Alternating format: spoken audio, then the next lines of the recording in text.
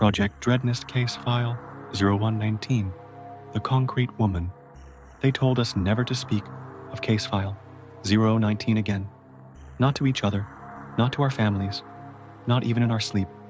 The file is supposed to be sealed beneath Facility 13, 4 levels below the surface, in a chamber that no one enters without at least 2 armed escorts and a psychological clearance that most agents fail.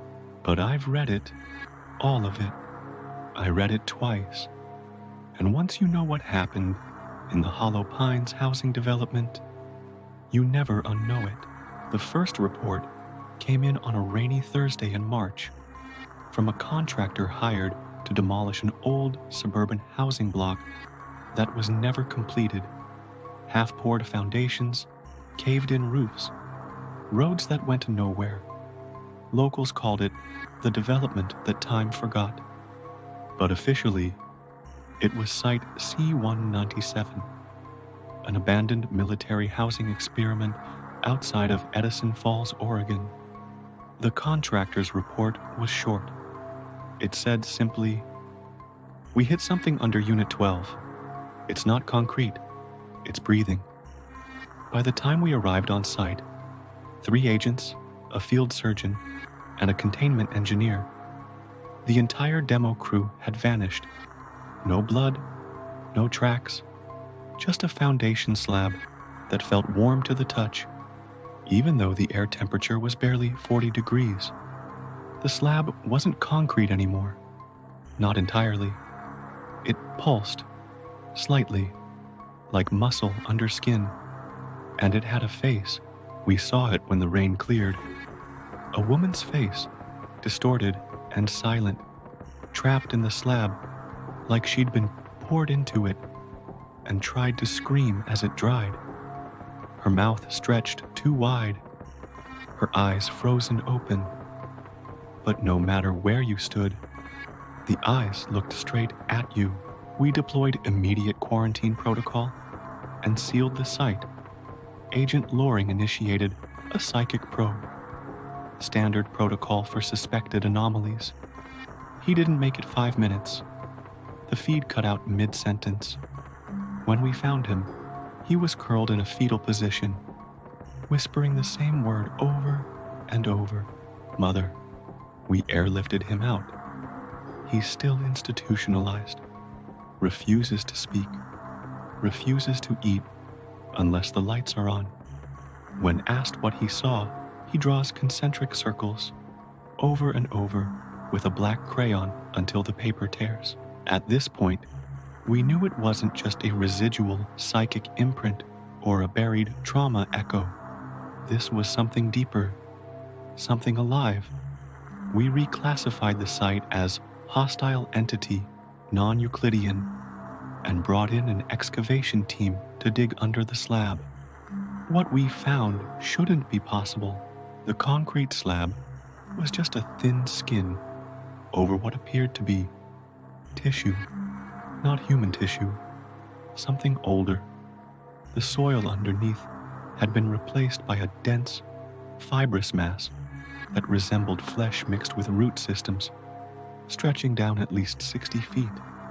At the center was a hollow cavity.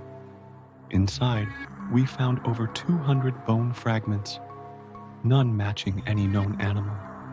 Some of them were still wet. There were symbols etched into the cavity walls, some older than Mesopotamian cuneiform. One matched a glyph found in a sealed chamber beneath Lake Baikal. Another appeared in a scroll taken from a monastic order in the Himalayas, dated to before recorded history. All refer to a sleeper mother, a core binder, a cradle of hunger. Agent Hensley volunteered for a proximity test. She descended into the cavity on a reinforced tether. We monitored her vitals. At exactly 23 feet below surface, all biometric data spiked. She started laughing. Not a scream, not panic, laughter, like a child seeing something wonderful for the first time. She said, "I can feel her heartbeat. She's dreaming. She wants us to join her." When we pulled Hensley back up, Her eyes were gone, just gone. No trauma, no blood, just smooth, sealed skin where they'd been. She smiled and said, "Now I can see clearly." She died 7 minutes later, but her body never cooled. As of last update, it still maintains an internal temperature of 98.6, despite all signs of biological death. We sealed the cavity with reinforced lead mesh and backfilled the site with a polymer concrete laced with silver particulates and rare earth dust. The face remained on the surface. We tried to remove it.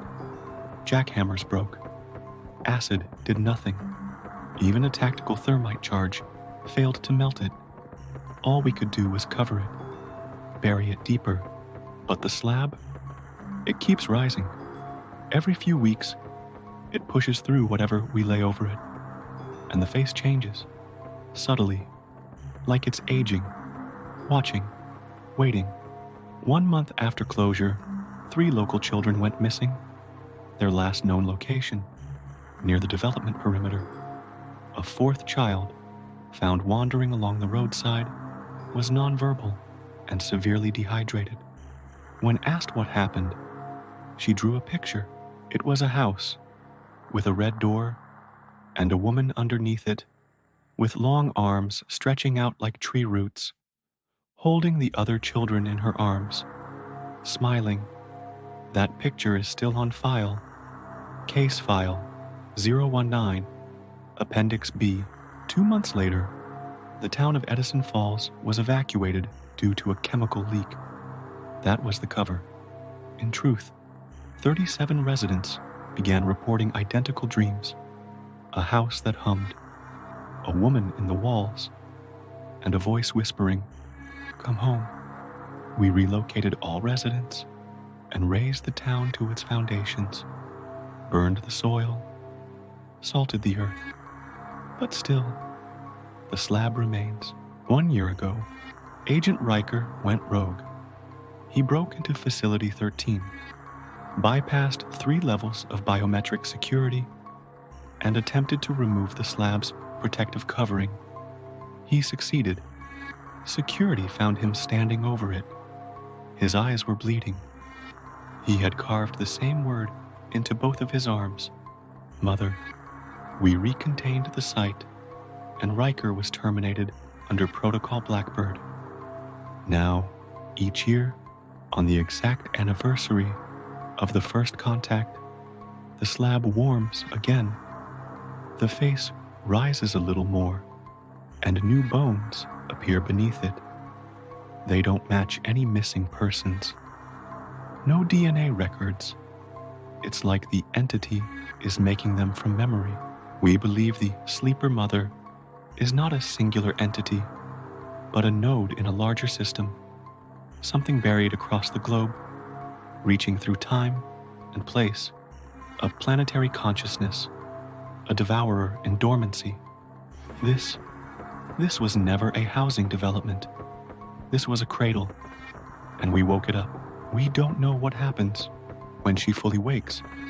We only know that the face is smiling wider now, and every time it rains, we find more footprints around the slab, small ones, like a child's. We advise all personnel to stay at least 1.5 kilometers from Site C-197. Do not respond to voices. Do not follow children. Do not look under the slab. And whatever you do, do not say her name. End transcript.